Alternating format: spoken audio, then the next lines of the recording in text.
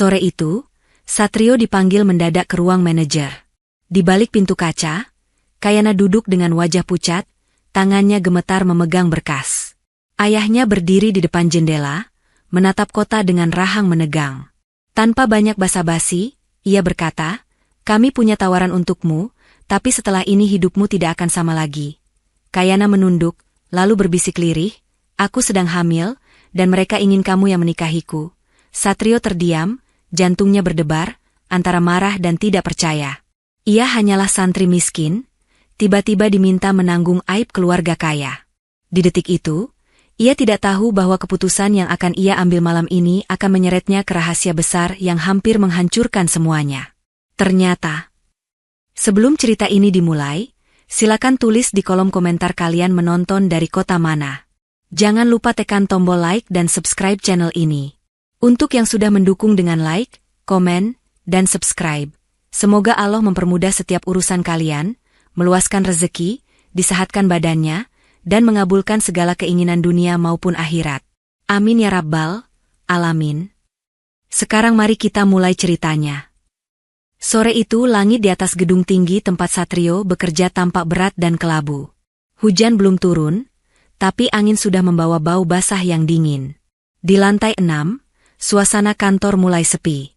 Beberapa karyawan pulang lebih awal, sebagian lagi masih mengetik cepat mengejar laporan. Satrio duduk di mejanya yang paling pojok, dekat jendela. Kemeja putihnya sudah agak kusut, tapi wajahnya tetap teduh. Di sela-sela layar komputer dan tumpukan berkas, ada mushaf kecil yang selalu ia letakkan di sisi kanan. Biasanya, sebelum pulang, ia akan membaca beberapa ayat, sekadar menenangkan hati setelah seharian berkutat dengan angka. Satrio. Suara lembut tapi tegas itu membuatnya menoleh. Seorang resepsionis berdiri di samping meja, menunduk sedikit. "Pak Direktur panggil ke ruang rapat utama." Sekarang. Jantung Satrio berdegup sedikit lebih cepat. Seumur ia bekerja di perusahaan itu, baru kali ini ia dipanggil langsung oleh direktur, yang tak lain adalah ayah dari manajer sekaligus atasannya, Kayana. Ia cepat-cepat mematikan komputer, merapikan kursi, lalu melangkah menuju lorong panjang yang menuju ruang rapat. Di depan pintu kayu besar dengan kaca buram itu, Satrio berhenti sebentar. Ia menarik napas dalam, menenangkan diri. Mungkin soal laporan yang kemarin. Batinnya, ia mengetuk pelan. Masuk. Pintu dibuka. Aroma ruangan yang dingin menyergap. Di ujung meja panjang, seorang pria parubaya berdiri membelakangi, menatap keluar jendela. Jas hitamnya rapi, rambutnya sudah ditaburi uban, tapi berdiri tegak penuh wibawa. Itulah Pak Arya, direktur utama sekaligus pemilik perusahaan. Di sisi meja, duduk seorang wanita dengan setelan kerja gelap, rambut disanggul rapi. Wajahnya pucat, matanya bengkak seolah baru selesai menangis. Satrio mengenalinya langsung. Kayana, manajer dan atasannya sendiri. Namun sore ini, auranya berbeda. Bukan sosok tegas yang biasa memimpin rapat, melainkan seseorang yang tampak sangat lelah dan kalah. "Duduk." Suara Pak Arya memecah sunyi. Satrio duduk hati-hati di kursi yang agak jauh dari mereka, menunduk sopan. Tangannya saling menggenggam di pangkuan, dingin dan berkeringat. Ia belum berani menatap Kayana yang duduk dengan kepala tertunduk itu. Beberapa detik hanya diisi suara jam dinding. Detik demi detik terasa panjang. "Berapa lama kau bekerja di sini, Satrio?" tanya Pak Arya akhirnya, tanpa menoleh. "Jalan 2 tahun, Pak," jawab Satrio pelan. "Aku sering dengar namamu dari kepala bagian keuangan. Katanya kau cekatan, teliti, tidak pernah macam-macam." Nada suaranya datar, sulit ditebak. "Alhamdulillah, Pak. Saya cuma berusaha sebaik mungkin." Pak Arya berbalik. Tatapannya tajam menembus, membuat Satrio refleks menunduk lagi. "Kau tinggal di mana sekarang?" tanya Pak Arya. "Di kontrakan, Pak. Dekat Mushola Al-Ikhlas, 3 gang dari sini." "Orang tuamu?" "Ibu di kampung, Pak. Ayah sudah wafat. Adik-adik masih sekolah." Pak Arya mengangguk kecil, seolah sedang menghitung sesuatu di kepalanya. Lalu ia berjalan memutar, duduk di kursi ujung meja, tepat di hadapan Satrio. Hawa ruangan terasa berubah lebih berat. Satrio, katanya pelan tapi tegas, aku tidak suka berputar-putar. Hari ini aku mengundangmu ke sini karena ada satu tawaran. Tawaran ini bisa mengubah hidupmu, mengangkat derajat keluargamu, tapi juga akan mengikatmu pada tanggung jawab yang tidak mudah. Satrio menelan ludah. Telinganya menangkap kata-kata itu, tetapi hatinya merasakan sesuatu yang aneh. Mengapa dari tadi Kayana hanya diam, bahkan tidak berani menatapnya? Tawaran apa, Pak? Suaranya terdengar lirih. Pak Arya menyandarkan punggung, menyilangkan tangan di dada. Kau ingin ibumu di kampung mendapatkan perawatan yang layak? Adik-adikmu sekolah tinggi? Hidupmu tak lagi bergantung pada gaji pas-pasan? Kalau kau mau, aku bisa memberimu itu semua. Rumah yang lebih layak, jabatan yang lebih baik, masa depan yang terbuka. Satrio terkejut. Hatinya sempat berdesir harap, tapi ada juga ketakutan yang tiba-tiba menyelinap. Ini seperti mimpi, batinnya, tapi mengapa rasanya bukan mimpi yang menyenangkan? Tapi tentu saja, lanjut Pak Arya, mencondongkan tubuh, semua ada syaratnya. Tidak ada yang gratis, Satrio. Kayana menggenggam ujung rok kerjanya kuat-kuat. Matanya berkaca, ia menggigit bibir seolah menahan sesuatu yang ingin pecah. Satrio yang duduk di hadapannya bisa melihat jemari halus itu bergetar. Syarat apa, Pak? Satrio bertanya hati-hati. Pak Arya menarik napas panjang. Ia menatap anaknya sekilas, lalu kembali memandang Satrio. Aku ingin kau menikahi Kayana. Ruangan seakan membeku. Suara lalu lintas di luar jendela mendadak lenyap. Yang terdengar hanya detak jantung Satrio yang berdegup kacau. Ia hampir yakin telinganya salah dengar. Menikahi, Bu Kayana? Suaranya tercekat. Kayana menunduk lebih dalam, setetes air mata jatuh ke pangkuannya. Bahunya sedikit bergetar. Ya, jawab Pak Arya singkat. Satrio langsung menunduk, menatap meja. Otaknya bekerja keras mencari penjelasan. Ia bukan siapa-siapa. Hanya santri miskin yang beruntung diterima kerja di perusahaan besar ini. Sedangkan Kayana, atasan sekaligus putri tunggal pemilik perusahaan. Jarak mereka bukan cuma soal jabatan, tapi seluruh dunia. Mohon maaf, Pak. Suaranya pelan, kalimatnya terputus-putus. Kenapa, saya? Pak Arya mengetukkan ujung jarinya ke meja, pelan tapi tegas. Karena kau bersih, Satrio. Namamu baik. Tidak punya catatan buruk. Dan yang paling penting, kau tidak berasal dari keluarga yang bisa melawanku. Kalimat itu menampar hati Satrio. Ia merasa seperti barang yang sedang dinilai, bukan manusia yang diajak bicara tentang masa depan. Pak Arya melanjutkan, kau akan kuangkat jadi kepala bagian. Gajimu naik berkali lipat. Aku akan lunasi semua hutang keluargamu, kalau ada. Kau dapat rumah, kendaraan, jaminan hidup. Sebagai gantinya, kau menikahi anakku dalam waktu dekat. Pernikahan yang sah secara agama dan negara. Tidak ada yang melanggar. Satrio mengerjap, napasnya berat. Ini bukan tawaran biasa, batinnya. Ini seperti jalan yang penuh bunga di permukaan, tapi entah apa yang menunggu di ujung. Ia memberanikan diri melirik Kayana. Perempuan itu masih bungkam, air mata mengalir tanpa suara. Ada luka dalam di sorot matanya, juga rasa bersalah yang ia sendiri belum mengerti. Kamu tidak perlu jawab sekarang. Suara Pak Arya tiba-tiba sedikit melunak. Pikirkan semalam. Besok pagi, aku ingin jawaban. Tapi ingat, jika kau menolak, aku tidak bisa menjamin masa depanmu di perusahaan ini. Ancaman halus itu menempel di dinding hati Satrio. Sekarang kau boleh kembali, ucap Pak Arya. Satrio berdiri. Tubuhnya terasa ringan namun kosong. Ia menunduk sopan, melangkah mundur beberapa langkah sebelum berbalik. Saat hampir menyentuh pintu, suara Kayana tiba-tiba terdengar lirih, nyaris seperti bisikan yang pecah. Satrio. Ia menoleh.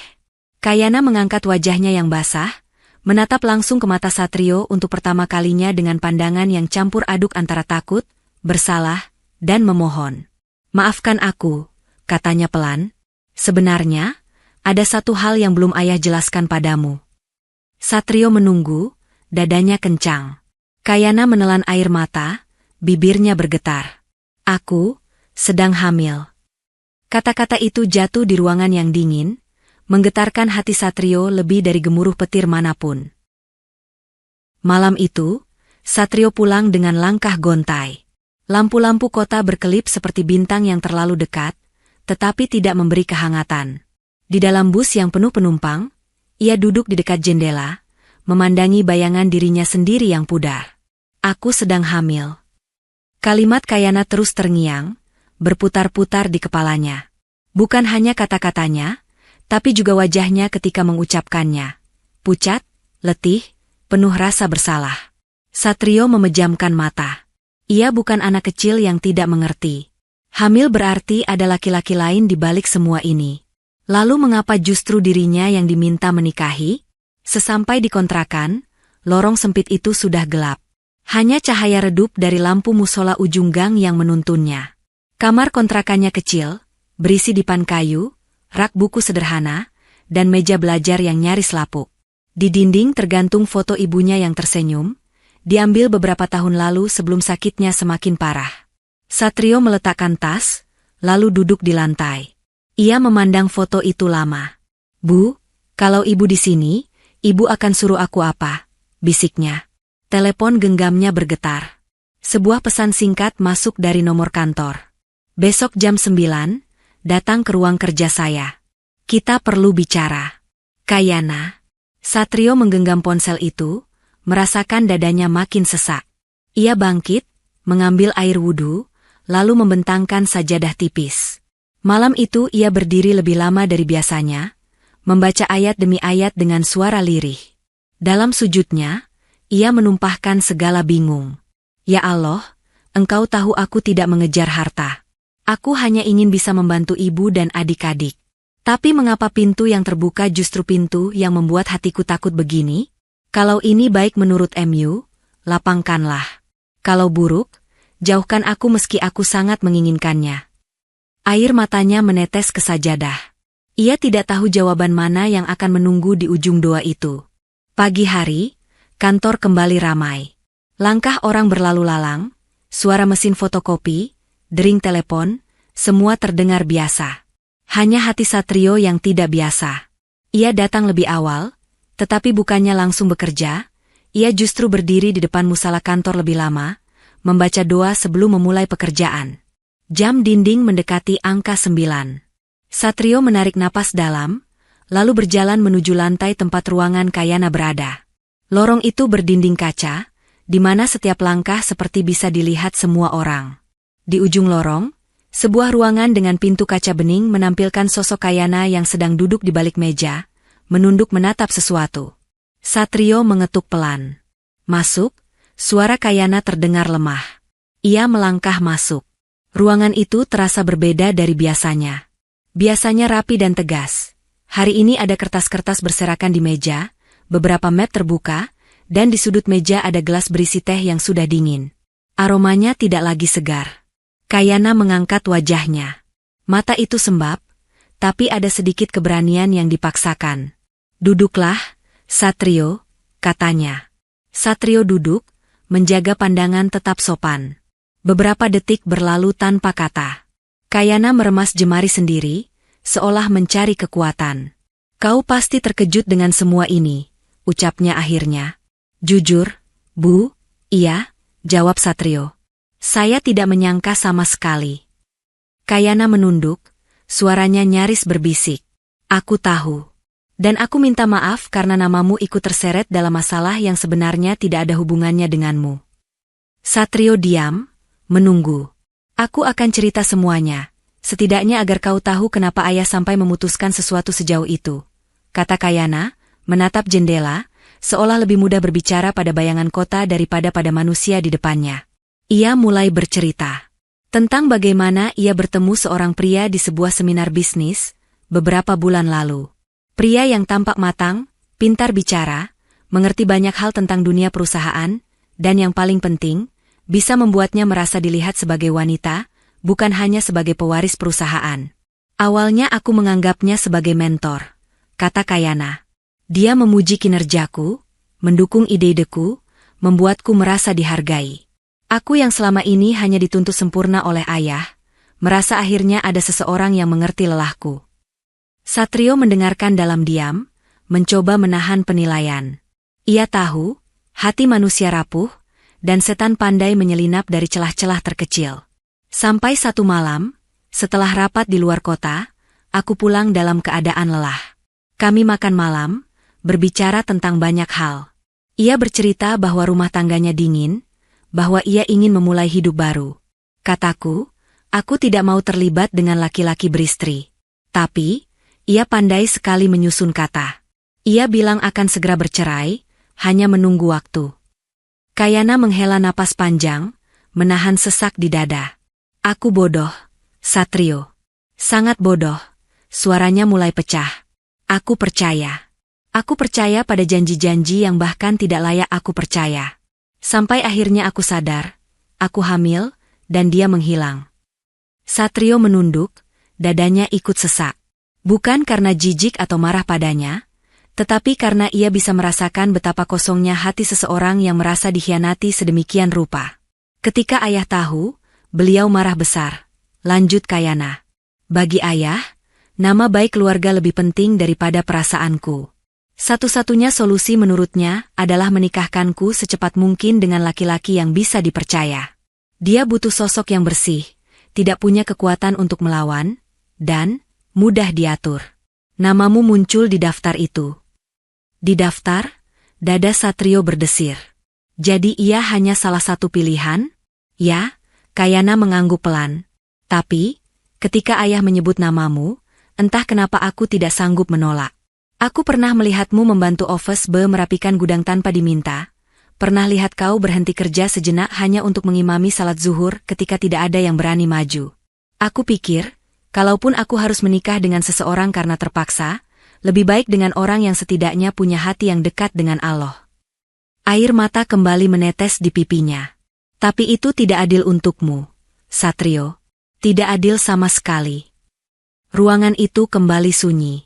Satrio merasakan beban berat menekan pundaknya.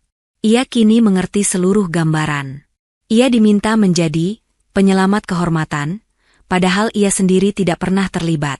Jadi, Satrio membuka suara perlahan, apa yang ibu inginkan dari saya sekarang? Kayana terdiam lama. Ia memandang Satrio dengan mata yang basah. Aku tidak akan memaksamu, katanya. Kalau kau menolak, aku bisa mengerti. Mungkin hidupku akan hancur. Mungkin aku akan diusir ayah dari perusahaan ini, entah. Tapi setidaknya aku tidak menyeret orang yang tidak bersalah. Satrio mengangguk pelan. Tapi kalau saya menerima, tanyanya, suara bergetar. Kayana menunduk, menggenggam perutnya yang belum tampak membesar.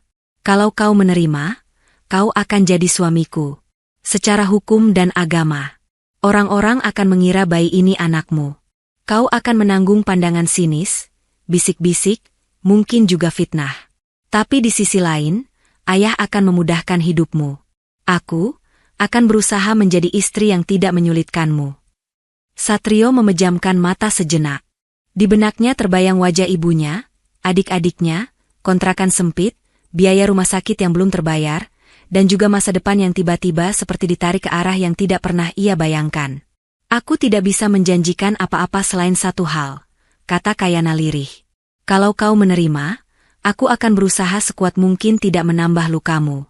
Aku tahu aku sudah berutang besar padamu bahkan sebelum kita apa-apa. Hening jatuh kembali. Hanya suara pendingin ruangan yang terdengar. Satrio membuka mata, menatap Kayana dengan pandangan yang belum pernah ia berikan pada siapapun. Campuran iba, bingung, dan tanggung jawab yang belum berbentuk. Beri saya 1 malam, Bu, ujarnya pelan. 1 malam saja. Saya ingin bicara dengan Allah di sepertiga malam, dan dengan hati saya sendiri. Besok pagi, insya Allah, saya datang membawa jawaban. Kayana mengangguk perlahan, air mata masih mengalir. Terima kasih, Satrio, ucapnya.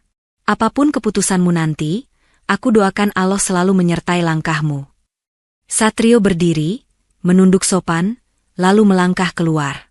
Saat pintu kaca tertutup di belakangnya, ia sempat melihat bayangan Kayana yang roboh, menyandarkan kepala di atas meja, menangis dalam diam. Di lorong kantor yang terang benderang, Satrio berjalan dengan langkah yang terasa asing. Ia tahu, malam ini bukan sekadar malam biasa. Malam ini adalah persimpangan antara masa lalu sebagai santri miskin, dan masa depan yang entah akan mengangkatnya atau justru menenggelamkannya. Dan di balik semua itu, ada seorang bayi yang belum lahir, yang tak berdosa, menunggu keputusan seorang lelaki yang sama sekali bukan ayah kandungnya. Malam kembali turun ketika Satrio melangkah pulang. Langkahnya terasa lebih berat dibanding sore sebelumnya. Hatinya seperti memanggul dua batu besar sekaligus, antara rasa iba dan rasa marah yang tidak tahu harus diarahkan ke siapa. Di kamar kontrakannya yang sempit, ia menyalakan lampu neon kecil. Cahaya putih pucat menyebar tipis, memantul pada dinding yang mulai mengelupas. Di sudut ruangan, ada rak berisi beberapa kitab yang ia bawa dari pesantren. Satrio duduk di lantai, meraih mushaf yang selalu menjadi tempatnya menenangkan dada. Ia membuka halaman yang dulu sering ia baca ketika hatinya gundah. Ayat-ayat itu mengalir lewat lisannya, namun kali ini setiap huruf terasa lebih berat. Air mata pelan turun, membasahi kertas yang sudah mulai menguning. Setelah beberapa lembar, ia berhenti. Waktu sudah mendekati tengah malam. Satrio memutuskan untuk melaksanakan salat istikharah, memohon petunjuk langsung pada Allah. Ia berwudu dengan air dingin yang menetes dari keran tua, merasakan sensasi segarnya menyentuh kulit yang lelah. Di atas sajadah tipis, ia berdiri. Takbir meluncur, lalu bacaan-bacaan yang ia hafal sejak kecil mengalir. Namun yang paling lama adalah sujudnya. Di sana, ia meletakkan seluruh keluh kesah yang tidak pernah ia ceritakan pada siapapun. Ya Allah, bisiknya lirih, Engkau tahu bahwa aku hanyalah hamba kecil. Aku tidak mencari kebesaran di mata manusia. Aku hanya ingin bisa membahagiakan ibu dan menjaga amanah ilmu yang pernah aku pelajari. Tapi kini aku dihadapkan pada pilihan yang bahkan tidak pernah aku bayangkan. Tangisnya pecah tanpa suara.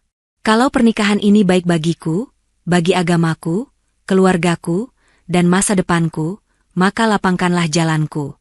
Jadikan aku suami yang mampu menuntun dan bukan sekadar pelengkap. Tapi jika di balik ini ada keburukan yang tidak mampu aku tanggung, jauhkanlah, meski hatiku berat melihat nasib bayi yang belum lahir itu. Ia berlama-lama dalam doa, memanggil nama-nama Allah yang pernah ia pelajari.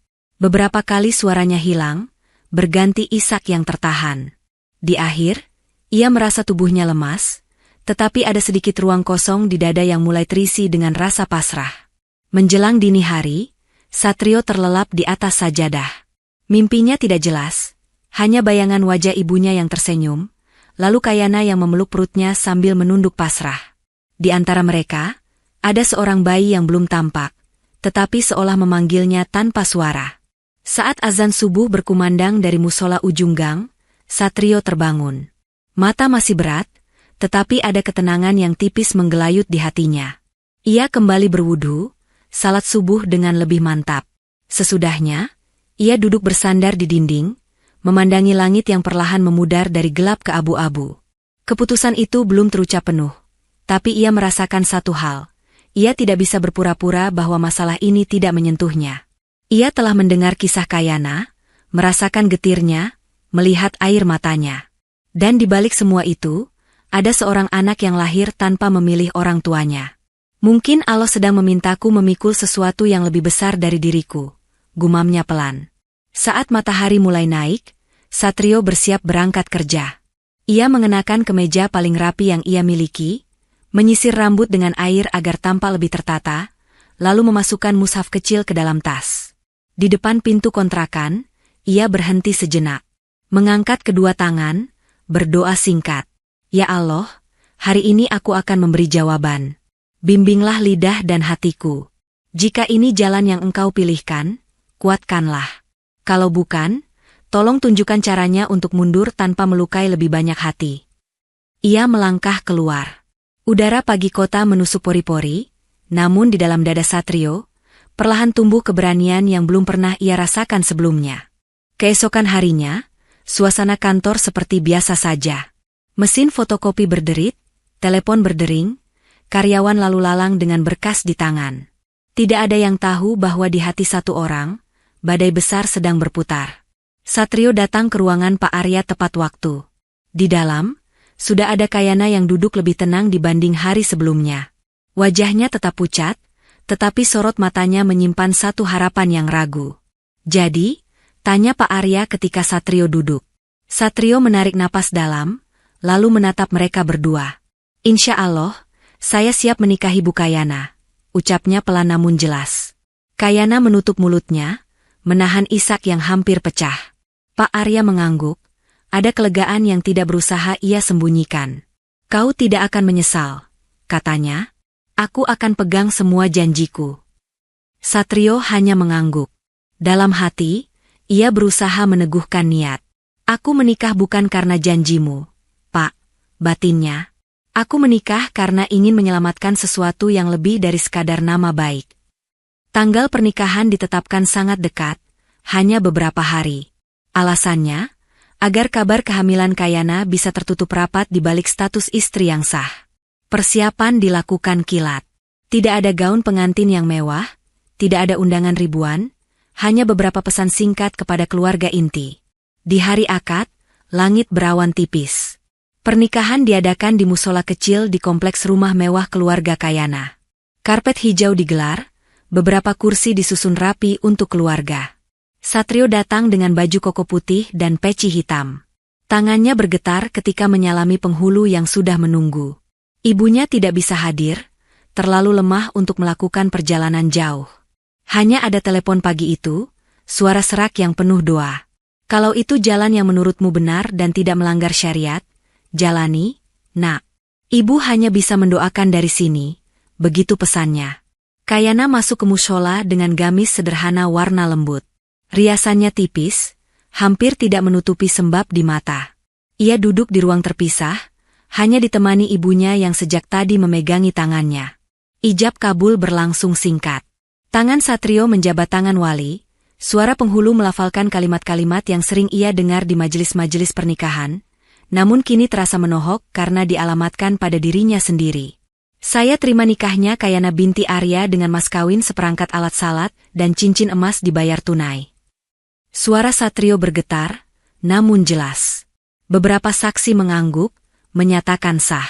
Serentak, beberapa doa dilafalkan, memohon keberkahan bagi pasangan yang baru saja resmi menjadi suami istri itu. Namun tidak ada tepuk tangan. Tidak ada senyum lebar. Hanya keheningan yang canggung. Setelah akad, Satrio duduk sendiri sejenak di sudut mushola. Ia memandangi cincin di jarinya, benda kecil yang menjadi simbol ikatan besar. Hatinya mengulang berkali-kali niat yang ia tetapkan sejak malam istiharah. "Ya Allah, aku menikahkannya bukan untuk menutupi dusta, tapi untuk membuka kesempatan taubat baginya dan diriku. Jangan biarkan pernikahan ini justru menambah murka MU." Siang itu diadakan makan bersama sederhana di rumah besar keluarga Kayana. Beberapa kerabat dekat datang dengan wajah yang sulit dibaca. Ada yang menatap Satrio dari ujung kepala hingga kaki, seolah menakar layak tidaknya ia berdampingan dengan putri keluarga itu. Satrio menahan diri, menunduk, menjawab setiap sapaan dengan sopan. Kayana duduk di sebelahnya di meja makan, namun mereka hampir tidak berbicara. Hanya sekali, ketika ibunya menyodorkan makanan, Kayana berbisik tanpa menoleh. "Terima kasih sudah datang untuk hidupku yang berantakan." Satrio menelan nasi yang tiba-tiba terasa keras. Ia menjawab pelan, "Mulai hari ini, kita sama-sama belajar merapikannya. Pelan-pelan." Malam pertama mereka bukan tentang hiasan bunga atau ranjang penuh kelopak mawar. Di rumah dinas yang disiapkan keluarga, Kayana duduk di ujung ranjang, sementara Satrio menggelar sajadah di sudut kamar. "Aku ingin mengawali hari pertama sebagai suami dengan 2 rakaat salat," katanya singkat. Kayana hanya mengangguk. Matanya mengikuti gerakan sujud Satrio yang lama dan khusyuk. Ada rasa asing, sekaligus kagum yang belum berani ia akui. Dalam diam, ia bertanya pada dirinya sendiri, apakah pernikahan ini benar-benar hanya tentang menutup aib, atau Allah sedang menyiapkan sesuatu yang lebih jauh dari itu. Saat lampu kamar akhirnya dimatikan, mereka berbaring dengan jarak lebar di antara. Tidak ada sentuhan, hanya suara napas yang berusaha diatur agar tetap tenang. Di kegelapan, masing-masing membawa luka, harap, dan doa yang belum sempat mereka ucapkan satu sama lain. Hari-hari pertama sebagai pasangan suami istri berjalan kaku. Rumah dinas yang mereka tinggali cukup luas, dengan 2 kamar, ruang tamu, dapur yang lengkap, dan halaman kecil di belakang. Namun bagi Satrio, rumah itu seperti ruang yang terlalu banyak sudut sepi. Pagi-pagi, ia bangun lebih dulu. Menyiapkan air hangat untuk Kayana, menyalakan pemanas air, lalu pergi ke mushola kecil di dekat rumah untuk salat subuh berjamaah. Sepulangnya, ia membuat sarapan sederhana, kadang hanya roti dan telur, kadang bubur hangat. Kayana seringkali baru keluar kamar ketika Satrio sudah siap ke kantor. Sarapan dulu, ajak Satrio suatu pagi, mencoba mencairkan suasana. Nanti saja di kantor, jawab Kayana singkat, meski akhirnya ia duduk juga dan menyuap beberapa sendok bubur. Tatapannya masih sering kosong menembus jendela. Di kantor, mereka berusaha bersikap profesional. Hanya beberapa orang yang tahu bahwa mereka sudah menikah. Selebihnya mengira itu hanya isu yang tidak jelas. Kayana tetap memimpin rapat dengan tegas, sementara Satrio tetap bekerja di meja pojoknya, mengurus laporan dan data. Malam hari, rumah itu kembali menjadi tempat 2 orang asing yang belajar menyapa. Satrio kadang membaca kitab di ruang tamu, sementara Kayana menatap layar televisi tanpa benar-benar memperhatikan. Sesekali, suara berita menayangkan skandal para pengusaha di luar sana, membuat Kayana merapatkan selimut, seolah takut kisahnya sendiri suatu hari menjadi berita. Suatu malam, ketika listrik tiba-tiba padam karena hujan deras, keduanya terjebak dalam gelap. Hanya cahaya kecil dari ponsel yang menerangi ruang tengah. Hujan mengetuk atap, petir sesekali menyambar jauh di luar. Aku takut suara petir, kata Kayana lirih dari sofa. Satrio menoleh. Ini pertama kalinya ia mendengar kalimat yang terasa jujur keluar dari bibir istrinya. Ia lalu menyalakan lilin kecil yang ia temukan di dapur, meletakkannya di meja. Waktu di pesantren, kalau hujan lebat dan petir, Ustadz kami bilang, itu seperti Allah sedang memutar ulang kekuasaannya, ujar Satrio pelan. Suara kerasnya mengingatkan bahwa langit pun tunduk pada perintahnya. Jadi bukan sesuatu yang perlu ditakuti, tapi diingatkan. Kayana tersenyum tipis, sebuah senyum yang jarang muncul. Kadang aku iri dengan ketenanganmu, katanya. Seolah apapun yang terjadi, kamu selalu punya tempat untuk bersandar. Aku juga takut, jawab Satrio jujur. Takut tidak bisa jadi suami yang baik, takut gagal menjaga amanah. Tapi waktu aku takut, aku ingat bahwa Allah yang menulis semua jalan ini, termasuk menghadirkanmu di hidupku. Lilin kecil itu memantulkan bayangan di dinding. Dalam cahaya redup, wajah Kayana tampak lebih lembut. Ia mengusap perutnya yang mulai sedikit mengeras, lalu menatap Satrio dengan sorot berbeda. Apa kamu tidak benci padaku? Tanyanya pelan. Untuk apa membenci seseorang yang Allah titipkan sebagai istri? Jawab Satrio. Aku hanya benci pada dosa yang membuatmu terluka. Itu pun aku berharap dosanya segera tergantikan dengan taubat. Kalimat itu menancap dalam di hati Kayana. Sesuatu yang lama beku di sana mulai mencair pelan-pelan. Namun kehangatan sesaat itu tidak serta-merta menghapus jarak. Ada hari-hari ketika Kayana kembali dingin, tenggelam dalam pekerjaannya. Ada juga waktu ketika Satrio pulang terlambat karena harus lembur. Di antara kesibukan, mereka hanya saling bertukar kalimat pendek. Meski begitu, rumah besar itu perlahan memiliki suara. Satrio mulai menempelkan jadwal salat di dinding, menaruh beberapa kitab di rak yang sebelumnya kosong. Kayana menambahkan pot tanaman di sudut ruang tamu, memasang gorden baru, dan memilih warna sprei yang lebih hangat. Malam-malam tertentu, Satrio mengaji pelan di ruang keluarga. Kayana yang awalnya hanya lewat, lama-lama terbiasa duduk di sofa, mendengarkan tanpa komentar. Ia tidak hafal arti semua ayat. Tapi suara bacaan itu seperti menyapu debu di sudut hatinya yang selama ini ia biarkan menumpuk. Di luar, orang-orang mungkin melihat rumah dinas itu sebagai fasilitas mewah untuk pasangan muda keluarga kaya. Di dalam, rumah itu adalah saksi 2 jiwa yang sedang memaksa diri belajar menerima takdir dan merangkai ulang kepercayaan yang pernah hancur. Dan tanpa mereka sadari, perlahan-lahan rahim Kayana bergerak. Seolah menyambut setiap percakapan baru antara ayah yang bukan ayah kandung dan ibu yang sedang memohon kesempatan kedua. Semakin hari, Kabar pernikahan mendadak antara Satrio dan Kayana mulai merembes keluar. Di kantor, yang namanya dunia orang dewasa, berita semacam itu selalu menemukan jalan. Mulanya hanya dari mulut 1-2 staf yang melihat cincin di jari Kayana dan Satrio sekaligus. Lalu ada yang kebetulan melihat mereka turun dari mobil yang sama di parkiran. Pelan-pelan, potongan-potongan kecil itu dirangkai menjadi cerita yang lebih besar daripada kenyataannya. Katanya sih, Satrio itu tiba-tiba dinikahkan sama Bu Kayana, bisik seorang karyawan di pantry. Serius? Santri kontrakan itu, temannya menimpali, menahan tawa kecil. Iya, makanya jangan remehkan 2 santri, bisa langsung kawin sama anak bos, jawab yang pertama dengan nada bercanda. Beberapa tertawa, beberapa hanya mengangkat alis. Ada juga yang memasang wajah iri. Di meja kerja Satrio, bisik-bisik itu seperti desiran angin yang selalu bisa ia dengar meski berpura-pura sibuk dengan layar komputer. Kadang ketika ia lewat sambil membawa map, percakapan mereka tiba-tiba terhenti, diganti senyum kaku. Suatu siang, saat Satrio hendak mengambil air minum di pantry, 2 karyawan dari divisi lain sedang berbicara cukup lantang. Menurutku sih, itu jelas-jelas kawin karena harta. Masa iya anak bos mau sama staf biasa kalau tidak ada maunya? Ucap salah satunya sambil mengaduk kopi. Iyalah. Kalau bukan karena sesuatu, mana mungkin. Paling juga ada permainan di belakang. Dia itu kelihatan lugu, tapi siapa tahu dalam, sahut yang lain. Satrio berhenti di ambang pintu. Hatinya perih, tapi ia memilih masuk tanpa menunjukkan emosi. Ia mengambil gelas, mengisi air, lalu tersenyum tipis pada mereka. Permisi, katanya singkat. 2 karyawan itu kikuk sejenak, lalu saling melirik. Begitu Satrio keluar, bisik-bisik kembali berlanjut, tapi suaranya mengecil. Di ruang kerjanya, Kayana juga tidak luput dari komentar.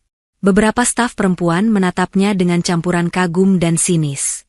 Ada yang berkata, Bu Kayana hebat ya, bisa milih cowok dari kalangan bawah biar bisa diatur. Ada juga yang pura-pura perhatian, padahal menyelipkan racun di balik kalimat manis. Suatu hari, ketika rapat berakhir dan peserta mulai keluar, Kayana mendengar jelas salah satu manajer berbisik kepada rekannya. Dulu kupikir dia akan nikah sama pejabat atau pengusaha besar. Ternyata sama staf biasa. Mungkin lagi main drama pengorbanan, biar terlihat rendah hati. Kalimat itu menusuk. Kayana menahan diri, namun wajahnya mengeras. Rasa bersalah pada Satrio semakin menumpuk. Ia tahu, laki-laki yang sekarang menjadi suaminya ikut menanggung akibat dari kesalahan yang bukan ia perbuat. Sampai pada suatu siang, ketika Satrio sedang membantu office boy merapikan tumpukan arsip yang roboh di lorong, 2 karyawan perempuan lewat sambil tertawa kecil. Pantas saja rajin dan sok baik, biar dilirik atasan, ya, ujar yang satu. Iya, ternyata berhasil. Langsung jadi menantu bos, kan, sambung yang lain. Mereka tidak tahu bahwa Kayana baru saja keluar dari ruangannya dan berdiri tidak jauh di belakang. Wajahnya seketika memerah, bukan hanya karena malu, tapi marah. Langkahnya mengeras menghampiri mereka. Mbak, Mas, panggil Kayana dengan nada datar. 2 orang itu langsung membalik badan, kaget. Iya, Bu. Kalau punya waktu luang untuk bergosip, berarti pekerjaan kalian sudah selesai semua. Laporan proyek bulan lalu bisa saya cek hari ini, kan? Tatapan Kayana menusuk. Belum sepenuhnya, Bu, salah satunya tergagap. Kalau begitu, gunakan waktu untuk menyelesaikannya. Bukan untuk menilai hidup orang lain yang kalian bahkan tidak tahu ceritanya. Suaranya rendah, tapi tegas. Keduanya menunduk, minta maaf terbata-bata lalu berlalu dengan wajah pucat. Satrio yang menyaksikan dari dekat tertegun. Ia jarang melihat Kayana sedingin itu. Sesaat setelah keduanya pergi, Kayana menoleh pada Satrio yang masih berlutut merapikan map. Maaf, kau sampai harus mendengar kata-kata seperti itu, ucapnya pelan. Satrio tersenyum tipis. Tidak apa-apa. Dari dulu juga sudah biasa diremehkan. Tapi ini karena aku, kata Kayana, suaranya parau. Seandainya aku tidak membuat keputusan bodoh waktu itu. Satrio berdiri, menepuk pelan debu di tangannya. Semua orang pasti punya masa lalu yang ingin mereka perbaiki. Yang penting sekarang kita jalani yang ada di depan. Kayana menatapnya dalam. Untuk pertama kalinya, ia merasakan keinginan kuat untuk melindungi Satrio, bukan hanya dilindungi olehnya. Sore itu, ketika jam kerja usai, beberapa karyawan melihat pemandangan yang baru. Kayana berjalan sedikit di belakang Satrio menuju lift, lalu dengan natural berdiri di sisinya. Mereka tidak bergandengan, namun jarak di antara mereka jauh lebih dekat daripada sebelumnya. Bisik-bisik mungkin belum berhenti, tetapi di antara gemerisik itu, perlahan muncul rasa segan yang berbeda. Orang mulai menyadari bahwa di balik pernikahan yang tampak tidak seimbang itu, ada sesuatu yang tidak bisa lagi diremehkan begitu saja. Dan Satrio, meski masih sering menelan pahit sendirian, tahu bahwa Allah tidak pernah membiarkan pandangan manusia menentukan nilai seorang hamba sepenuhnya. Malam itu, setelah makan malam yang relatif tenang, Satrio mengajak Kayana duduk di ruang tengah. Televisi dimatikan, digantikan cahaya lampu kuning yang lembut. Di meja kecil, 2 cangkir teh hangat mengepul pelan. Aku ingin mengenalmu bukan hanya sebagai manajer, tapi sebagai istriku, kata Satrio hati-hati. Kayana terdiam sebentar, lalu menarik napas panjang. Aku sendiri kadang tidak yakin kenal siapa diriku, jawabnya, mencoba tersenyum namun gagal. Coba ceritakan dari yang paling kamu ingat menyakitkan, ucap Satrio. Kadang luka yang paling besar justru yang paling jelas bentuknya. Kayana memandang ke arah foto keluarga kecil yang dipajang di dinding. Di sana, ada dirinya kecil, berdiri di antara ayah dan ibunya. Wajah sang ayah tampak serius meski tersenyum tipis, sementara ibunya memeluknya dari belakang. Waktu kecil, aku pikir aku anak yang dicintai dengan cara yang benar, kata Kayana perlahan. Ayah selalu bilang aku kebanggaan keluarga. Setiap rapor harus berisi nilai sempurna. Setiap lomba harus juara. Kalau aku dapat peringkat 2, itu artinya aku sudah gagal. Satrio mendengarkan dengan seksama, jemarinya mengepalkan gagang cangkir yang hangat. Pernah, waktu aku kelas 3 sekolah dasar, aku dapat nilai 9 di salah satu pelajaran. Guru sebenarnya memujiku. Tapi ketika sampai rumah, ayah hanya berkata, "Kenapa tidak 10? Kalau orang lain bisa, kenapa kamu tidak?" Kayana terkekeh hambar. Sejak itu, aku tumbuh dengan keyakinan bahwa aku hanya layak dicintai kalau aku selalu nomor 1. Kalau aku salah sedikit saja, aku tidak pantas dihargai. Bagaimana dengan ibumu? Tanya Satrio pelan. Ibu lebih lembut, jawab Kayana. Tapi ibu selalu bilang, jangan membuat ayah kecewa. Keinginan ayah seperti perintah. Jadi, ketika aku mulai bekerja di perusahaan ini, aku bukan sekadar pegawai, aku pewaris. Setia Paris s'épertillugiant en paenti. Matanya berkaca-kaca. Aku lelah, Trio. Aku sangat lelah. Tapi aku takut mengakui itu pada ayah. Aku takut dianggap lemah. Jadi ketika bertemu laki-laki itu, yang bisa mendengarkan ceritaku tanpa menilainya, aku merasa menemukan tempat bernaung. Satrio menghembuskan napas, mencoba mengerti. Dia memberimu apa yang tidak kau dapat di rumah, simpulnya pelan. Iya, Kayana mengangguk, air mata mengalir. Tapi semua itu bohong. Ketika tahu aku hamil, dia justru menyalahkanku, bilang aku ceroboh. Lalu menghilang. Aku merasa seperti anak kecil yang kembali dicap gagal, tapi kali ini kegagalannya lebih besar dan memalukan. Satrio menggeser duduknya sedikit lebih dekat. Kau tidak gagal sebagai manusia, katanya dengan nada tegas namun lembut. Kau hanya salah memilih tempat bersandar. Itu berbeda. Kayana menatapnya, bingung. Aku sudah merusak nama baik keluarga. Aku membuat ayah jatuh dalam rasa malu. Bahkan untuk memperbaikinya, aku harus menyeretmu ke dalam kehidupan yang berantakan. Tidakkah itu namanya gagal? Kalau kau tidak belajar apa-apa dari kejadian ini, mungkin iya, jawab Satrio. Tapi kalau justru lewat semua ini kau jadi lebih dekat dengan Allah, lebih mengerti makna kejujuran, lebih menyadari bahwa hidup bukan hanya mengejar nilai sempurna di mata manusia, maka ini bukan kegagalan. Ini proses. Kalimat itu pelan, namun terasa berat. Kayana menunduk, menggenggam tisu. Aku iri pada dirimu, katanya. Comisquin, tapi atimu terasa lebi la pan daripada ruma besar tampa acu dipsarkan. Satrio tersenyum tipis. Hatiku juga sempit dulu. Pesantren hanya mengajarkanku cara membuka jendela sedikit demi sedikit. Sekarang pun aku masih belajar. Malam itu, percakapan berlanjut. Kayana bercerita tentang masa remajanya yang penuh aturan, tentang bagaimana ia diam-diam menangis setiap kali prestasinya dianggap biasa saja. Ia mengakui bahwa keputusannya menjalin hubungan dengan lelaki beristri itu bukan hanya karena bujuk rayu, tetapi juga karena dorongan kuat untuk merasakan kebebasan meski sebentar. Satrio tidak sekalipun memotong dengan kalimat menghakimi. Ia hanya sesekali mengingatkan bahwa Allah mengampuni hamba yang benar-benar bertaubat, dan bahwa masa depan masih mungkin diperbaiki. Saat jam hampir tengah malam, Kayana berhenti bicara. Suaranya sudah hampir habis, matanya bengkak. Namun di sana, ada kelegaan yang lama ia cari. "Terima kasih sudah mau mendengarkan," ucapnya lirih.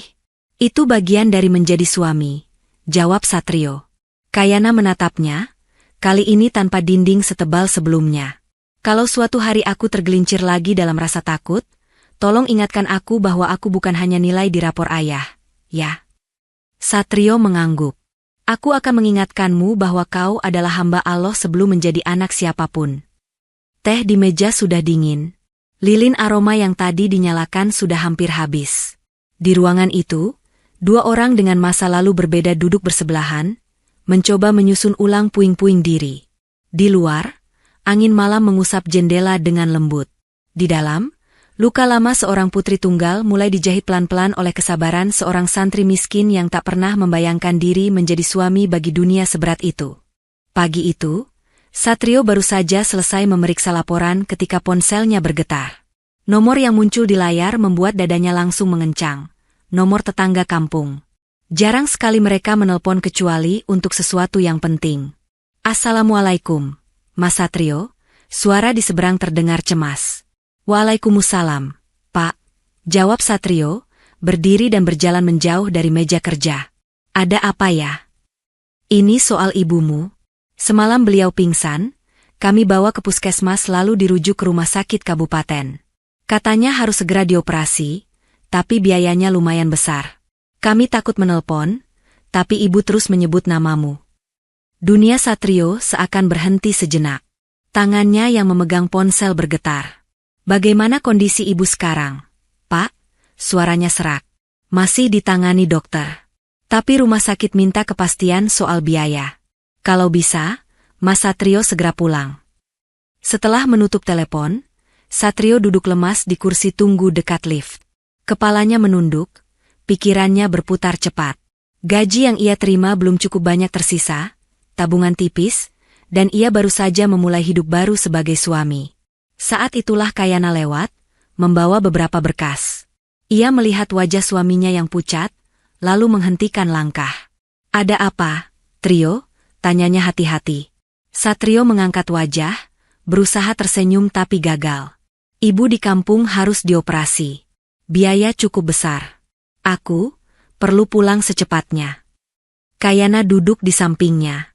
"Kita bisa minta izin ke ayah sekarang juga," ujarnya. "Aku tidak ingin memberatkan siapapun," kata Satrio pelan. "Aku hanya akan minta cuti beberapa hari dan berusaha mengurus yang bisa aku urus." Kayana menatapnya dalam. Ada rasa bersalah yang menekan dadanya lagi. "Aku ikut ke ruang ayah," katanya tegas. "Ini ibumu. Beliau juga sudah menjadi keluarga bagiku." Di ruang direktur, Pak Arya mendengarkan penjelasan mereka dengan wajah datar. Setelah Satrio selesai bercerita, ia menghela napas. "Kau boleh pulang ke kampung beberapa hari," katanya. "Soal biaya rumah sakit, aku akan bantu. Nanti bagian keuangan akan mengurus transfer." Satrio tersentak. "Tidak usah, Pak. Saya tidak enak." "Kau sekarang bagian dari keluarga ini," potong Pak Arya. "Kalau ibu mertuaku sakit, masa aku diam saja?" Kata-kata itu terdengar hangat di permukaan, namun di telinga Satrio masih terselip rasa bahwa semua ini mungkin bagian dari kontrak tak terlihat pernikahan mereka. Meski begitu, ia tidak punya banyak pilihan. Keselamatan ibunya jauh lebih penting daripada gengsi. Siang itu, sebelum berangkat, Kayana menyerahkan amplop tebal ke tangan Satrio. "Ini dari aku pribadi," katanya, untuk biaya tambahan di sana. Jangan tolak, anggap saja aku menitipkan bakti pada ibu mertuaku. Satrio terdiam, matanya berkaca-kaca.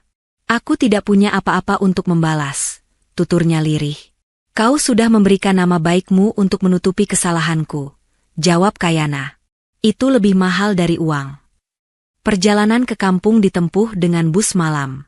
Di antara deru mesin dan jalan berkelok, Satrio memejamkan mata, mengulang doa yang sama berkali-kali. Semoga Allah menjaga ibunya, melapangkan jalan operasi, dan memberikan keberkahan atas setiap rupiah yang kini ia terima dari keluarga yang dulu hanya ia kenal dari layar berita bisnis. Sesampainya di rumah sakit, Satrio mendapati ibunya terbaring pucat, namun masih mampu tersenyum ketika melihatnya. Jadi kamu sudah resmi jadi suami, ya? Bisik ibunya dengan suara lemah. Ibu minta maaf tidak bisa hadir di hari bahagiamu. Satrio menggenggam tangan ibunya. Tidak apa-apa, Bu. Yang penting ibu sekarang kuat dulu. Soal pernikahan, kita masih punya banyak waktu untuk saling mengejar. Operasi berjalan lancar. Saat menunggu di luar ruangan, Satrio sempat melamun, memikirkan bagaimana hidupnya berubah dalam waktu singkat.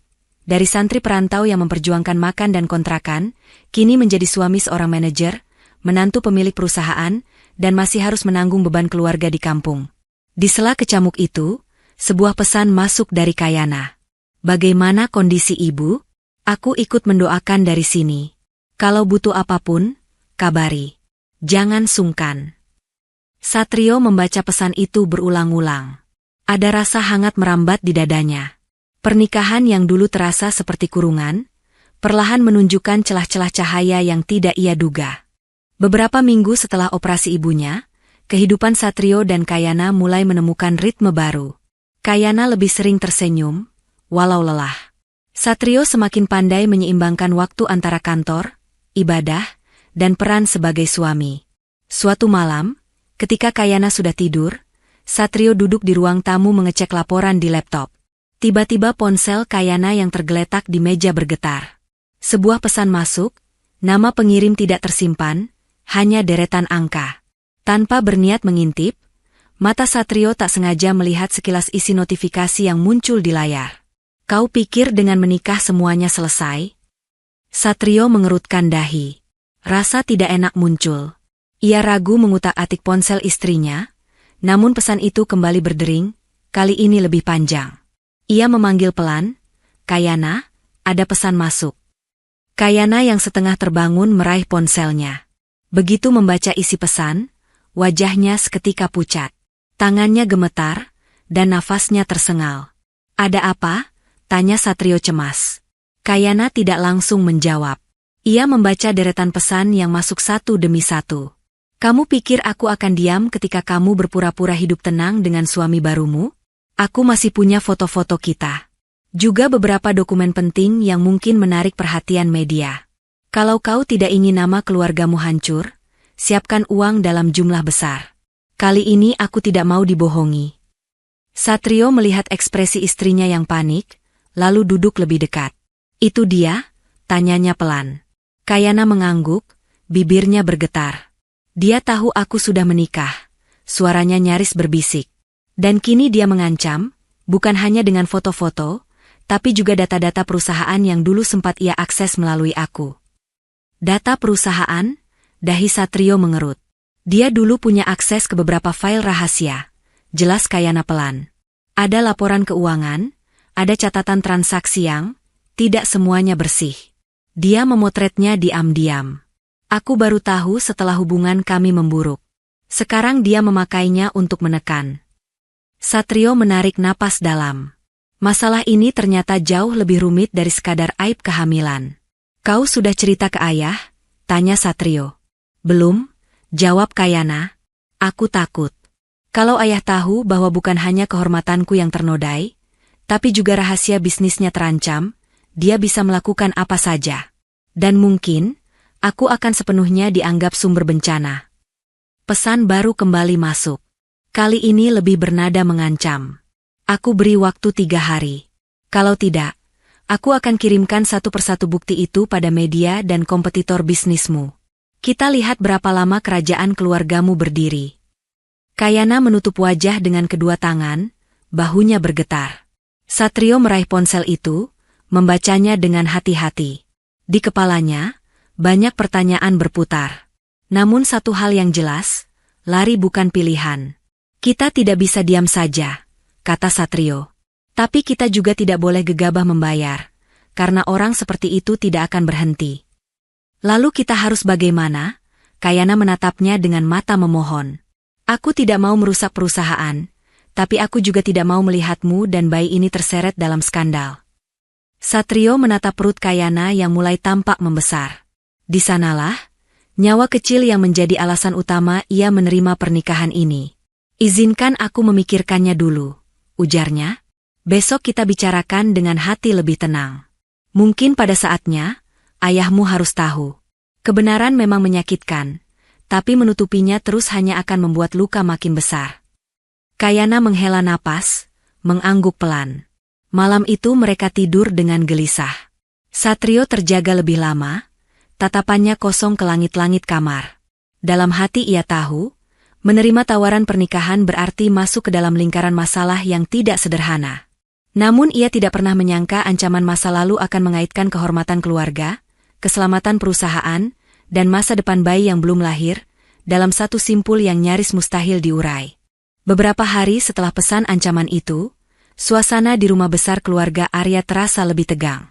Kayana dan Satrio memutuskan menceritakan semuanya kepada Pak Arya, dengan harapan dapat mencari jalan keluar bersama. Di ruang kerja luas yang dipenuhi rak buku dan lukisan mahal, Pak Arya duduk di belakang meja, wajahnya mengeras dari menit ke menit selama penjelasan berlangsung. Ketika Kayana menerangkan bahwa pria yang pernah bersamanya memiliki bukti-bukti keuangan perusahaan, ekspresi marah itu berubah menjadi murka yang dalam. Jadi bukan hanya kehormatan keluarga yang kau pertaruhkan, tapi juga kekuatan bisnis ini, suara Pak Arya meninggi. Kayana menunduk, air mata jatuh lagi. Maafkan aku, Yah. Aku tidak tahu ia sampai sejauh itu. Kau seharusnya tahu dengan siapa kau bergaul, bentaknya.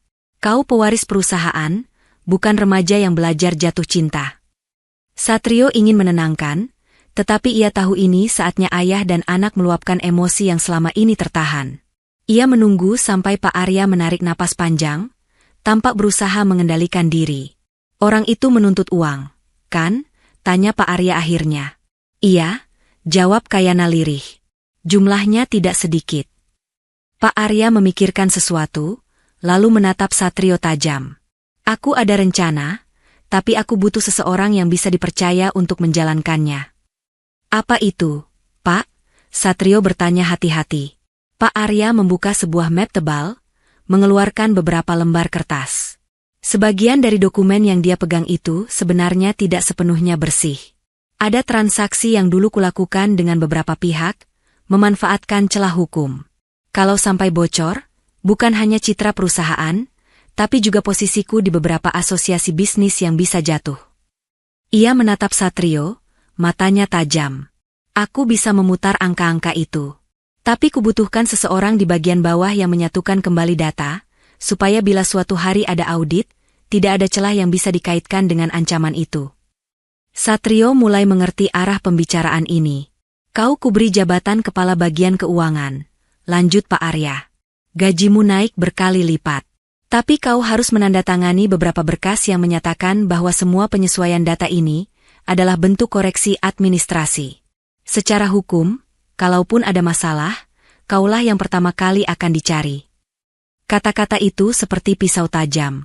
Satrio menunduk, memikirkan konsekuensi yang bisa terjadi. Di satu sisi, tawaran itu bisa mengamankan hidupnya dan keluarganya secara materi. Di sisi lain, itu berarti ia harus ikut menanggung dosa kebohongan yang lebih besar. Bagaimana, Satrio? Tanya Pak Arya. Kau kan ingin melindungi Kayana dan bayi itu? Ini caranya. Satrio merasa dadanya sesak.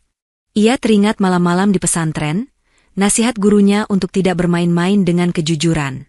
Ia juga teringat wajah ibunya yang baru saja keluar dari rumah sakit, adik-adiknya yang masih butuh biaya, dan Kayana yang duduk gemetar di sampingnya.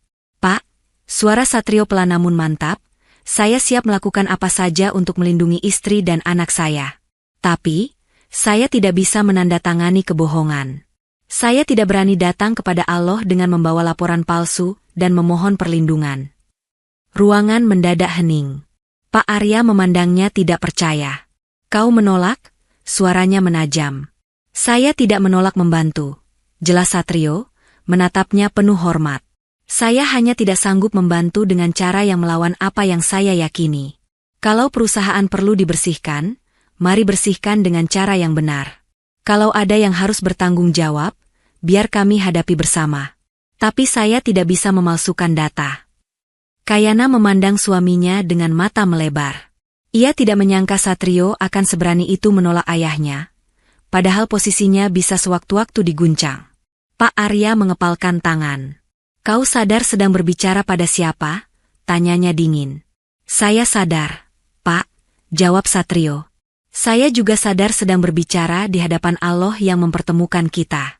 Saya tidak ingin mengkhianati kepercayaan yang Bapak berikan, apalagi mengkhianati ilmu yang dulu saya pelajari. Sunyi kembali meregang. Wajah Pak Arya sulit dibaca, antara marah dan kagum yang belum diakui. Setelah beberapa saat, ia berdiri, memalingkan wajah ke jendela. Keluar dulu, katanya singkat. Biarkan aku berpikir. Satrio dan Kayana saling berpandangan. Mereka lalu keluar pelan-pelan, meninggalkan ruangan yang penuh ketegangan. Di koridor, Kayana menggenggam lengan Satrio. Kamu tahu ini bisa membuat ayah marah besar, kan? Bisiknya. Aku tahu, jawab Satrio. Tapi aku juga tahu, kalau kita mulai melawan ancaman dengan kebohongan baru, kita tidak akan pernah selesai. Satu kebohongan akan melahirkan kebohongan lainnya.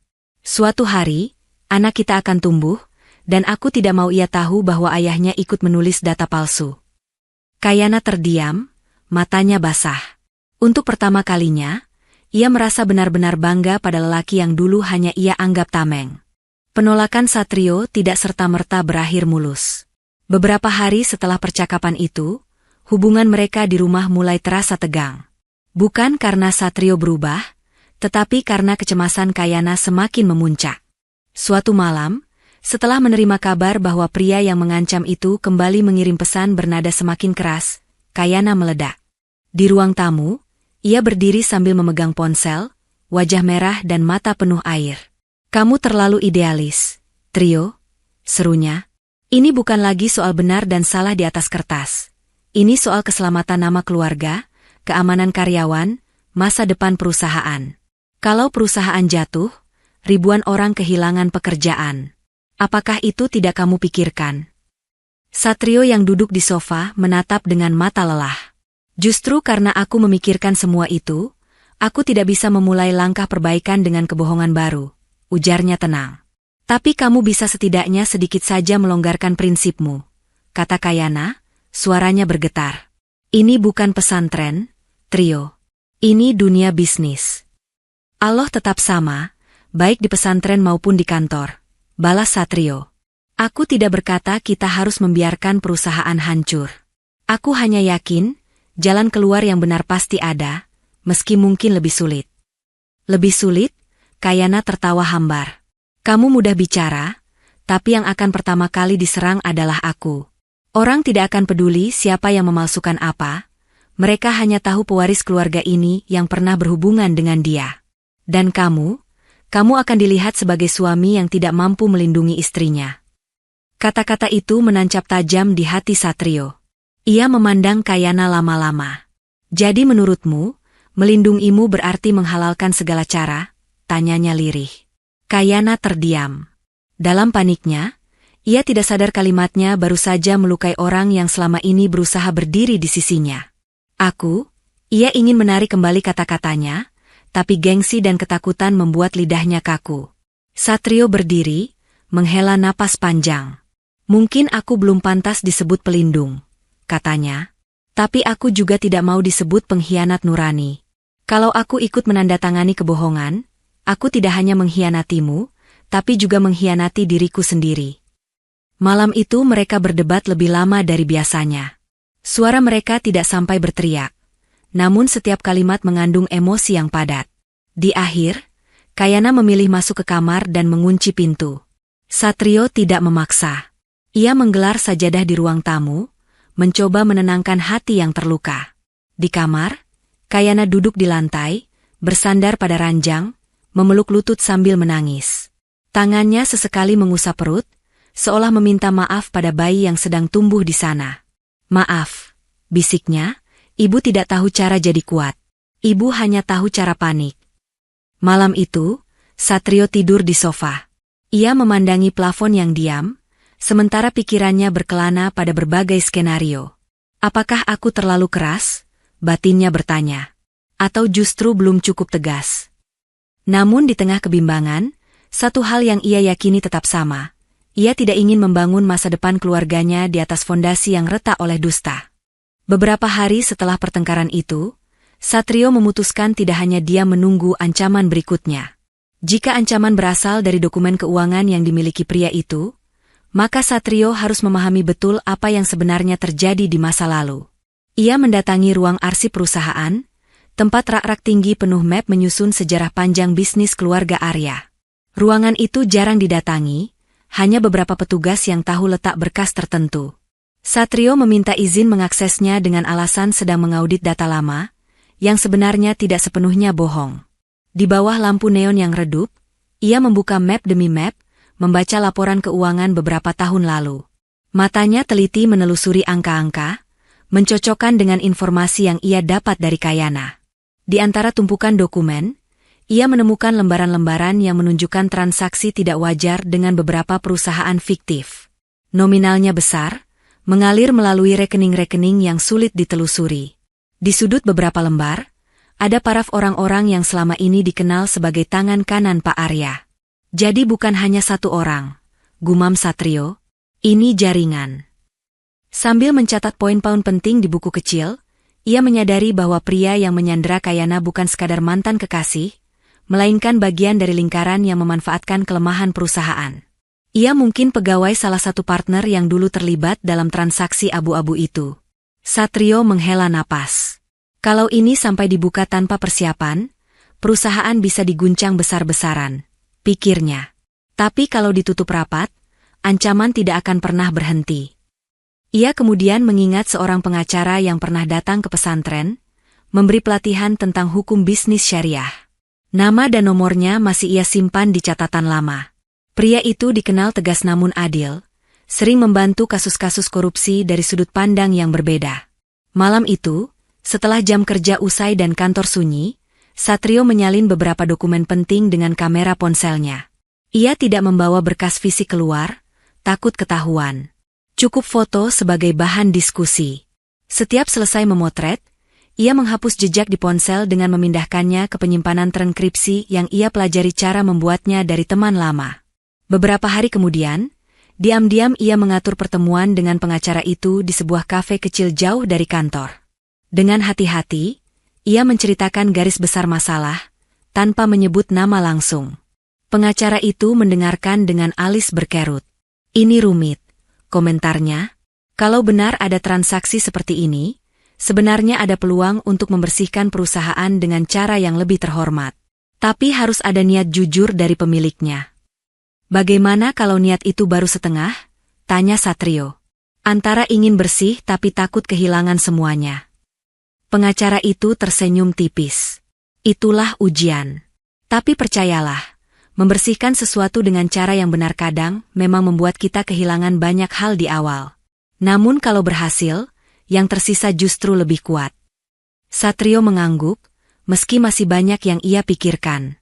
Soal orang yang mengancam, ada cara untuk menjeratnya kalau ia berusaha memeras, lanjut sang pengacara. Tapi itu semua harus dilakukan dengan bukti kuat dan kerjasama dari dalam perusahaan. Satrio pulang malam itu dengan kepala penuh rencana. Ia tahu jalannya tidak akan mudah, namun setidaknya kini ia punya gambaran. Bukan melawan ancaman dengan uang atau data palsu, melainkan dengan memutus mata rantai salah satu sumber kotor di tubuh perusahaan. Di rumah, Kayana sedang duduk di sofa, menatap jam dinding dengan cemas. Begitu Satrio masuk, ia langsung berdiri. "Kamu dari mana?" "Aku khawatir," katanya. "Maaf pulang terlambat," jawab Satrio lembut. "Aku sedang mencari cara agar kita tidak perlu berbohong, namun juga tidak terus-terusan jadi korban." Kayana menatap matanya yang lelah namun tenang. Untuk pertama kalinya setelah pertengkaran itu, ia merasa ingin percaya sepenuhnya pada lelaki yang duduk di hadapannya. Hari itu, sebuah rapat direksi luar biasa digelar. Ruangannya penuh, wajah-wajah tegang menatap satu sama lain. Pak Arya duduk di kursi utama, di sampingnya Kayana, dan tidak jauh dari mereka Satrio yang kini diundang sebagai bagian tim keuangan. Di meja, ada proyektor yang siap menampilkan data. Beberapa manajer senior tampak gelisah, memainkan pulpen, mengetuk-ngetuk meja. Mereka belum tahu apa yang akan dibahas, hanya mendapat kabar bahwa ini soal keamanan perusahaan. Setelah semua hadir, Pak Arya membuka rapat dengan suara datar. Hari ini, kita akan membahas sesuatu yang seharusnya tidak pernah terjadi, tapi sudah terlanjur dilakukan, katanya. Aku baru menyadari, selama ini ada kebocoran di dalam rumah kita sendiri. Satrio berdiri, memegang pointer. Dengan izin Pak Arya, ia mulai memaparkan data. Di layar, muncul grafik dan tabel yang menunjukkan pola transaksi janggal beberapa tahun terakhir. Ia menjelaskan pelan namun jelas, menyebut tanggal, nominal, dan perusahaan fiktif yang menerima aliran dana. Beberapa wajah di ruangan mulai berubah.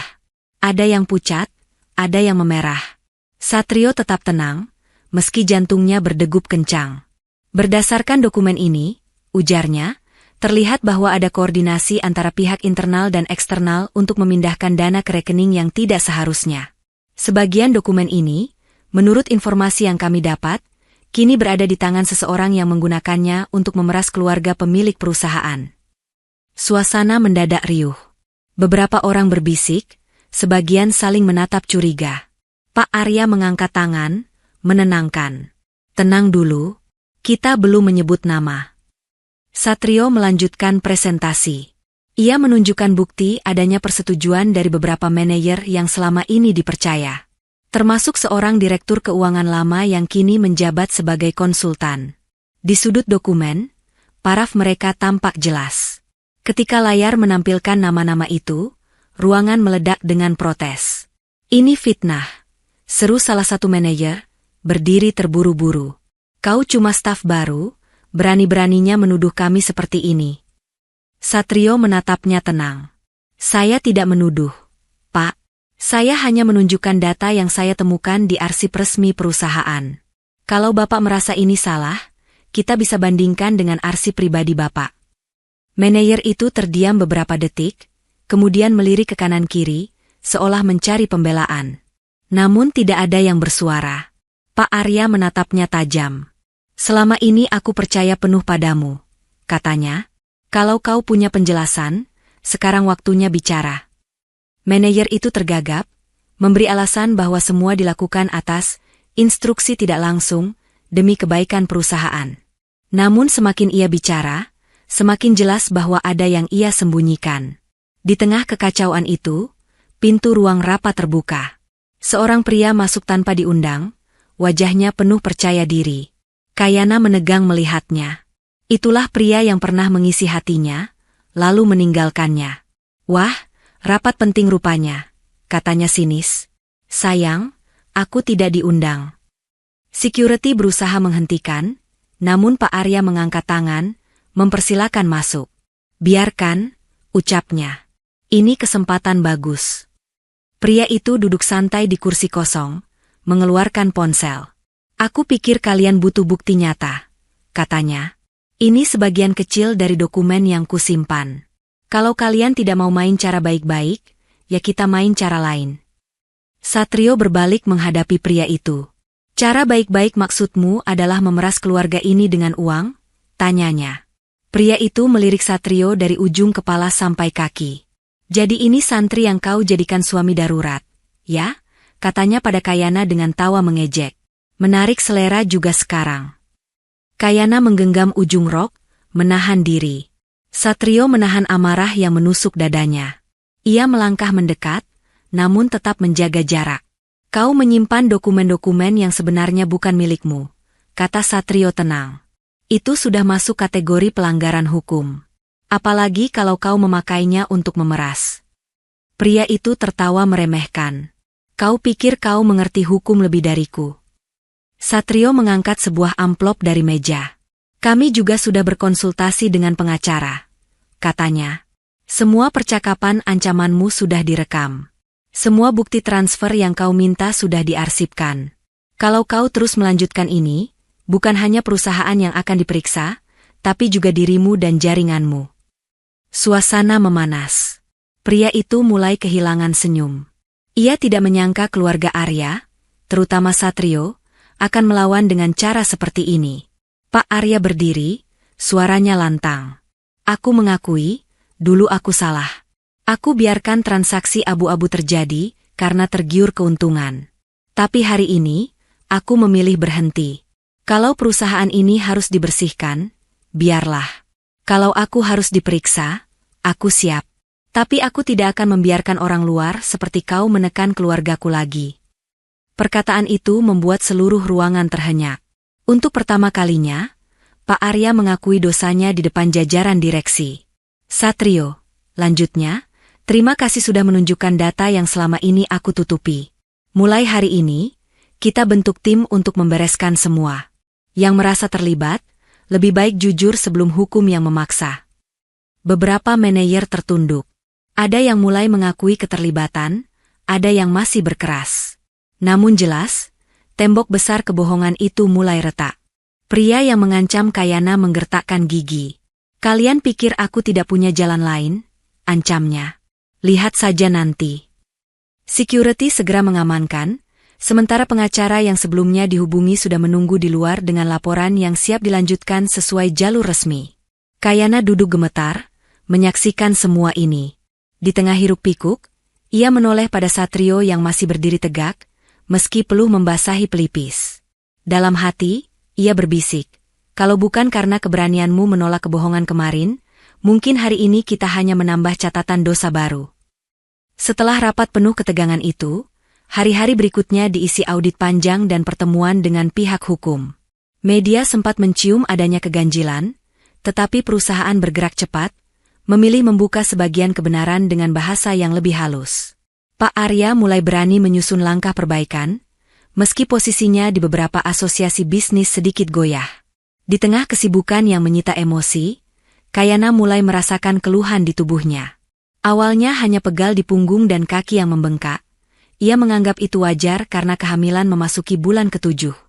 Namun suatu malam, ketika Satrio baru saja pulang dari kantor, ia menemukan Kayana meringis di kamar, rok kerjanya ternoda merah. Kayana, seru Satrio panik. Kayana berusaha berdiri, tapi tubuhnya lemas. Perutku sakit sekali, ucapnya terbata. Aku takut, Trio. Tanpa banyak bicara, Satrio segera mengangkatnya ke mobil dan melaju ke rumah sakit terdekat. Di sepanjang jalan, ia berulang-ulang melafalkan doa, jemarinya menggenggam tangan Kayana yang dingin. Sesampainya di rumah sakit, dokter spesialis kandungan segera memeriksa. Wajah dokter mengerut serius. Ibu mengalami pendarahan, jelasnya. Kita perlu tindakan cepat untuk menyelamatkan ibu dan bayi. Tolong siapkan diri untuk kemungkinan operasi. Satrio mengangguk, meski lututnya hampir goyah. Di ruang tunggu, ia berdiri sendirian, memandangi lampu merah di atas pintu ruang tindakan yang menyala. Di kursi, tas kecil Kayana tergeletak, di dalamnya ada foto hasil USG kecil yang pernah mereka lihat bersama. Ia mengambil foto itu, memandang bentuk kecil yang belum pernah ia temui, namun sudah begitu ia sayangi. Air mata jatuh tanpa bisa ia tahan. Ya Allah, doanya lirih, jika memang pernikahan ini adalah jalan yang engkau pilihkan untukku, jangan ambil mereka sekarang. Aku belum sempat menjadi suami yang baik, belum sempat menjadi ayah yang membanggakan. Kalau harus ada yang kau ambil saja seluruh keinginanku pada dunia, asal nyawa keduanya selamat.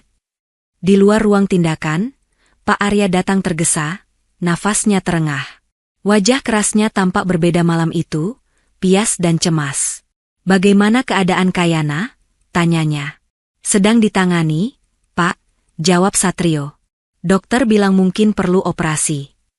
Pak Arya duduk, menunduk, menutupi wajah dengan kedua tangan. Aku terlalu keras padanya, gumamnya. Aku terlalu sibuk menjaga nama, sampai lupa menjaga hatinya. Sekarang Allah mengingatkanku dengan cara yang sangat menakutkan.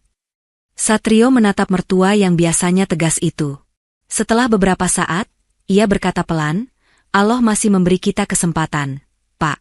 Selama kita mau memperbaiki, pintu itu belum tertutup. Pak Arya menghela napas panjang. Matanya berkaca-kaca ketika menatap Satrio. Aku juga harus minta maaf padamu, ucapnya lirih. Dulu aku melihatmu hanya sebagai alat penutup aib, bukan sebagai menantu yang punya hati. Tapi hari ini, kau berdiri di sini, menjaga putriku dengan keberanian yang aku sendiri tidak punya. Satrio menggeleng pelan. Saya juga masih banyak kekurangan, Pak. Mungkin Allah sedang mengajari kita semua. Jam demi jam berlalu dengan pelan. Setiap menit terasa seperti satu hari. Doa tidak putus dari bibir Satrio dan Pak Arya, meski bentuk doa mereka berbeda. Sesekali, perawat keluar masuk, memberi kabar singkat bahwa proses masih berjalan. Akhirnya, pintu ruang tindakan terbuka. Dokter keluar dengan wajah lelah, namun tersenyum tipis. Alhamdulillah, katanya, ibu dan bayi selamat. Kondisinya lemah, tapi stabil. Untuk sementara, ibu harus dirawat intensif dan banyak istirahat. Bayinya lahir sedikit lebih cepat dari perkiraan, tapi secara umum baik. Satrio merasa lututnya hampir tidak kuat menahan tubuh. Ia menunduk, meneteskan air mata syukur. Pak Arya menepuk bahu menantunya.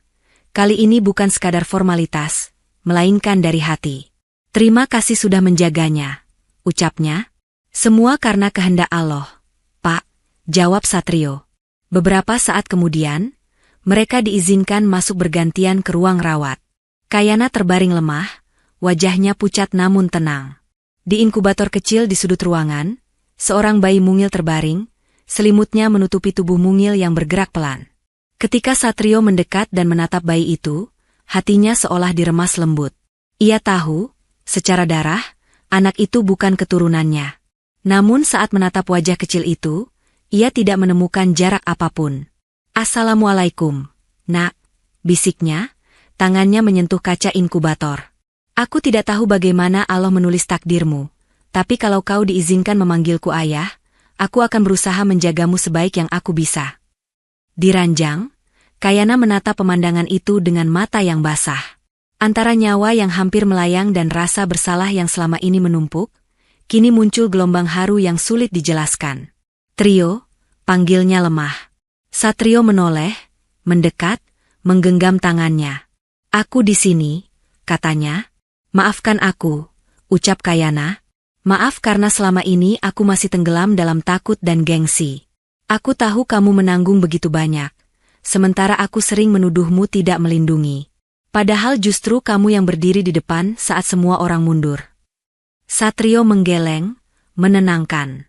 Kita semua sedang belajar. Yang penting sekarang kamu dan bayi selamat. Kayana menatapnya dalam-dalam. Boleh aku minta satu hal? Tanyanya. Apa itu? Ajari aku mencintaimu bukan karena rasa bersalah, tapi karena Allah, bisiknya. Aku ingin pernikahan ini tidak lagi hanya disebut pernikahan terpaksa. Satrio tertegun, lalu tersenyum pelan. Kita belajar sama-sama, ucapnya. Pelan-pelan, tapi pasti. Beberapa bulan setelah kejadian di rumah sakit, banyak hal berubah di keluarga Arya. Perusahaan menjalani proses audit dan perbaikan menyeluruh.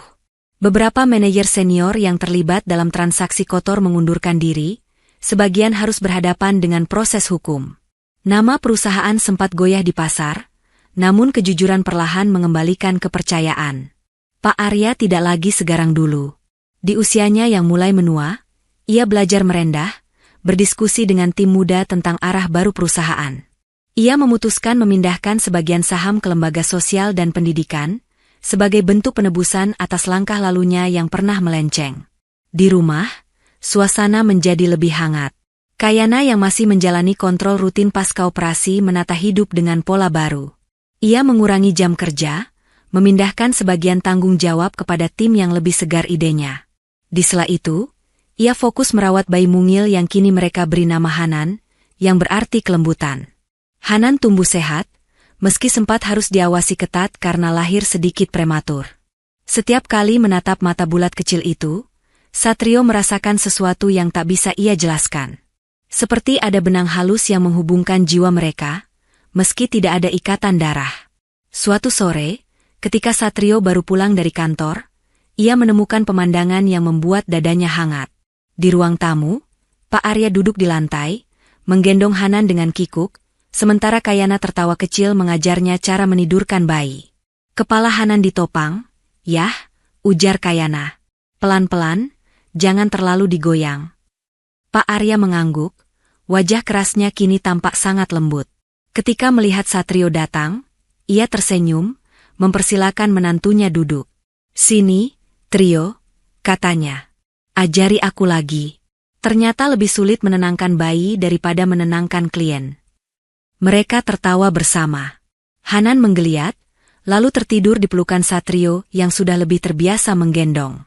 Malam itu, setelah Hanan tertidur di kamar, Satrio dan Kayana duduk di teras rumah, memandangi langit yang bertabur bintang. Angin membawa aroma tanah basah sisa hujan petang. "Aku masih sering memikirkan masa lalu," kata Kayana lirih. "Kadang rasa malu itu muncul lagi. Tapi ketika aku melihatmu menggendong Hanan, aku merasa Allah benar-benar memberiku kesempatan kedua." "Masa lalu tidak hilang begitu saja," jawab Satrio. "Tapi kita bisa menentukan apakah ia jadi beban atau jadi pelajaran." Kayana menatap wajah suaminya yang diterangi cahaya lampu teras. "Dulu aku menikah denganmu karena terpaksa, Trio. Aku jujur. Di hari akad, aku bahkan berharap ini semua hanya mimpi yang cepat selesai. Tapi sekarang..." Ia berhenti sejenak, menelan emosinya. "Sekarang, kalaupun Allah menulis ulang takdirku dari awal, aku ingin tetap menemukanmu di salah satu persimpangannya. Entah sebagai santri miskin di kantor, entah sebagai tetangga kontrakan, yang jelas aku ingin tinggal di hidup yang ada kamu di dalamnya." Satrio terdiam. Kalimat itu mengalir hangat ke dalam hatinya. Ia mengulurkan tangan, menggenggam jemari Kayana. "Aku juga ingin jujur," katanya. "Waktu pertama kali ayahmu menawari pernikahan, aku sangat takut. Aku merasa hanya dijadikan tameng, merasa harga diriku tidak ada artinya. Kalau bukan karena bayangan ibuku dan guruku di pesantren, mungkin aku sudah kabur." Ia tersenyum getir. "Tapi Allah lebih tahu. Perlahan aku sadar, pernikahan ini bukan hanya tentang menutup aib, tapi tentang membuka pintu-pintu kebaikan yang dulu tidak pernah aku bayangkan. Aku belajar memaafkan, belajar berani menentang kebohongan, belajar menjadi suami dan ayah." Kayana meneteskan air mata, namun kali ini bukan karena sedih. "Jadi, kamu tidak menyesal menerima tawaran itu?" tanyanya. Satrio menggeleng pelan. "Kalau aku menyesal, itu hanya karena aku terlambat melihatmu sebagai anugerah, bukan beban," jawabnya. "Seandainya aku lebih cepat, mungkin aku bisa menenangkanmu sejak awal, bukan hanya menahan sakit masing-masing." Malam itu, mereka saling bercerita tentang hal-hal kecil yang dulu tidak sempat diungkap. Tentang bagaimana Kayana diam-diam mengamati Satrio, mengimami salat di musala kantor. Tentang bagaimana Satrio pernah memergoki Kayana berusaha belajar membaca kembali beberapa surat pendek di aplikasi ponsel. Di tengah percakapan, suara tangis kecil terdengar dari kamar. Hanan terbangun. Satrio segera masuk, menggendong, lalu kembali ke teras dengan bayi di pelukan. "Lihat, Nak," bisik Satrio pada Hanan, "ini ibu yang dulu sempat tersesat, tapi Allah sayang sekali sama ibu. Makanya kamu dikirim lewat jalan yang berliku, supaya kami semua belajar bahwa kemuliaan bukan di nama keluarga, tapi di hati yang mau memperbaiki diri." Kayana menyandarkan kepala di bahu suaminya, menatap anak mereka bersama. Di suatu tempat dalam hati, Satrio menyadari bahwa kini ia tidak lagi menjalani pernikahan terpaksa. Ia menjalani pernikahan yang dipilih setiap hari, dengan sadar. Dipilih di setiap salatnya, setiap tangis bayi, setiap tawa kecil di sela lelah. Aib yang dulu berusaha mereka tutupi ternyata menjadi pintu menuju kejujuran.